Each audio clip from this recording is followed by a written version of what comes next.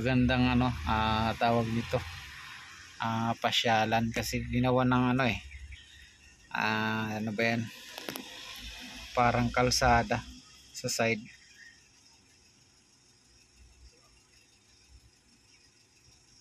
Ang ganda tingnan, no?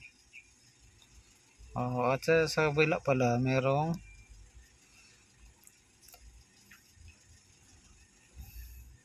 so i-re-reprop din dito yung kabilang side, guys, kasi merong mga bakal.